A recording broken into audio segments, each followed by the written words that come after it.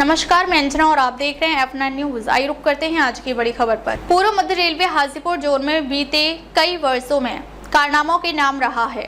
ये कहना गलत ना होगा कि जब से आरपीएफ के प्रधान मुख्य सुरक्षा आयुक्त सह आईजी अमरीश कुमार की पदस्थापना नियम विरुद्ध हाजीपुर में हुई है, अपराध और अपराधियों का मनोबल दिन प्रतिदिन बढ़ते ही देखा गया है। चाहे पंडित दीनदयाल उपाध्याय रेल डिवीजन में शराब तस्करों के द्वारा आरपीएफ के 2 सिपाहियों को मौत के घाट उतारने के मामले हो, या फिर जिनके विरुद्ध आपराधिक मुकदमे दर्ज हों, या उनके विरुद्ध आपराधिक मुकदमे अब भी किसी न किसी न्यायालय में चल रहे हों।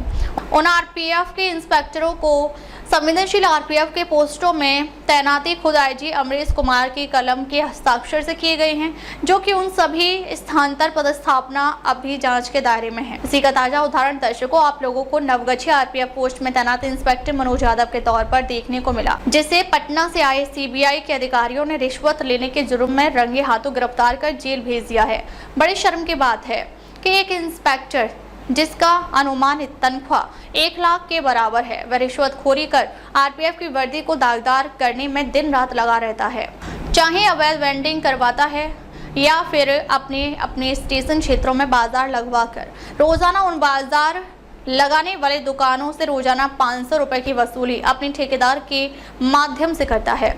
डीजी सोनाली मिश्रा को चाहिए अविलंब बिहार चुनाव के बीतते ही आईजी अमरीश कुमार को हाजीपुर से हटाते हुए उनके द्वारा किए गए सभी बल आदेशों को जांच कर जितने भी उस बल आदेशों में इंस्पेक्टरों के स्थानांतर पदस्थापना किए गए हैं वे निरस्त कर उन सभी ताकि इंस्पेक्टरों को जोनल स्तर पर स्थानांतर ही नहीं बल्कि उन्हें उनके एक ग्रेड नीचे कर जोनल स्थानांतर किए जाए, वरना ये वसूलीबाज गुंडे किस्म के आरपीएफ के इंस्पेक्टर अपने गलत कर्मों से बाज नहीं आएंगे।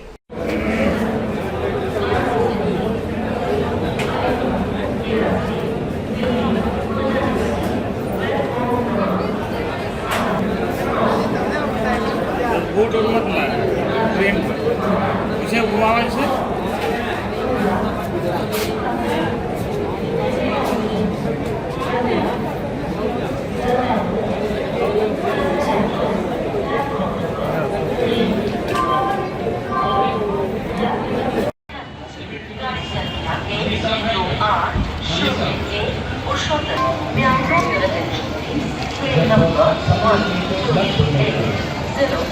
जरूरत नहीं है। ब्लड बैंक में हमेशा ही ब्लड डोनेट कर सकते हैं आप जब चाहें। और हर 3 वर्षों के अंतराल पर वे एक पोस्ट से दूसरे पोस्ट अपनी दलाली और रसूख के दम पर अपराध करवाकर अवैध वसूली कर रुपए बनाएंगे, और इसी तरह सीबीआई वाले उन्हें मनोज यादव के जैसे गिरफ्तार कर जेल भेजते रहेंगे, जिससे आरपीएफ की बची हुई इज्जत भी चली जाएगी।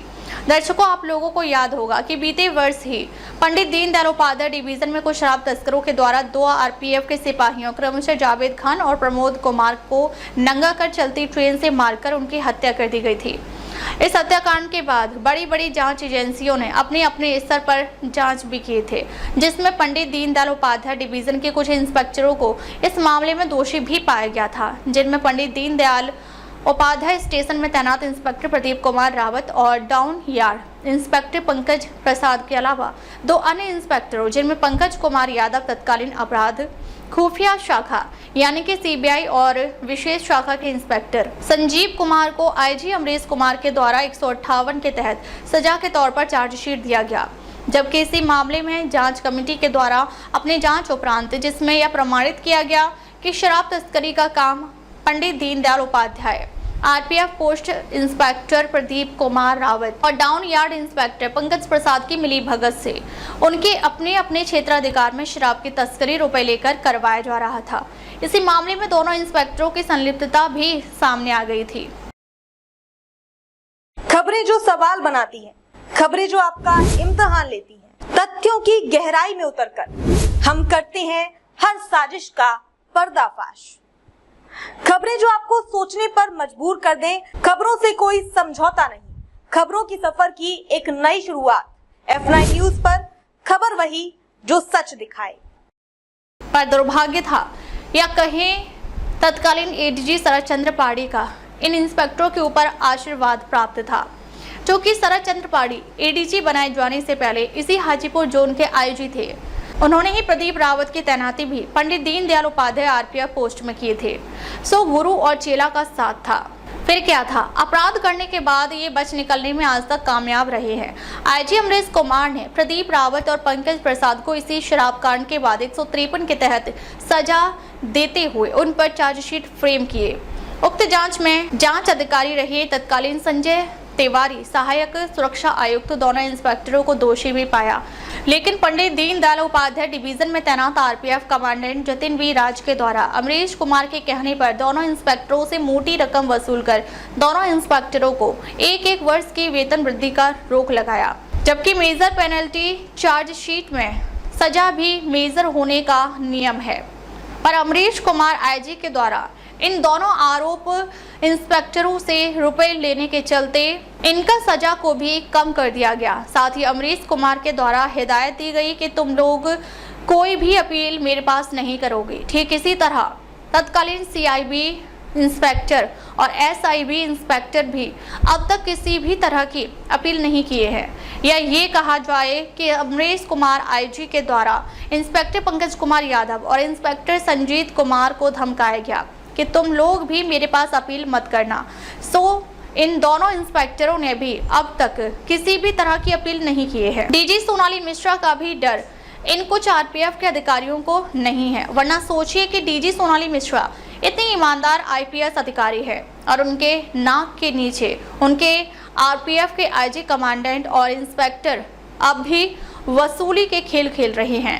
F9 news DG Sonali Mishra से आग्रह करता है कि वह खुद इन अपराध पर संज्ञान लेते हुए अपराध में शामिल इंस्पेक्टरों और जोनल आईजी के विरुद्ध कार्रवाई कर उन्हें दंडित कर सेवा से मुक्त कर उन्हें आरपीएफ से बाहर का रास्ता दिखाए, तभी ये कुछ वसूलीबाज आरपीएफ के अधिकारी बाज आएंगे। वरना आने वाले वर्षों में सीबीआई जैसी एजेंसी आरपीएफ में रोजाना किसी न किसी आरपीएफ के अधिकारियों को गिरफ्तार कर जेल भेजेगी, जिससे आरपीएफ की बची कुछ इज्जत भी धूमिल होगी। इसमें कोई दो राय नहीं है। हाजीपुर से F9 न्यूज एडिटर असीम कुमार सामंत की रिपोर्ट। अब तक ले बस इतना ही, फिर मिलते हैं एक ऐसी ही बड़ी खबर के साथ। तब तक नमस्कार और देखते रहिए F9 न्यूज। खबर बड़ी और खास होगी, असल वजह की तलाश होगी, दुनिया भर के हर गांव, शहर, गली, मोहल्ले पर नजर हमारी होगी। खुलेंगी पर्दें, जहन में उठे हर सवाल की बात होगी, हर वो जवाब जो है आपके लिए जरूरी, जिम्मेदारी हमारी होगी। हमारी खबरों में कुछ हटकर होगी बात। देखिए सिक्के के दोनों पहलू F9 न्यूज के साथ।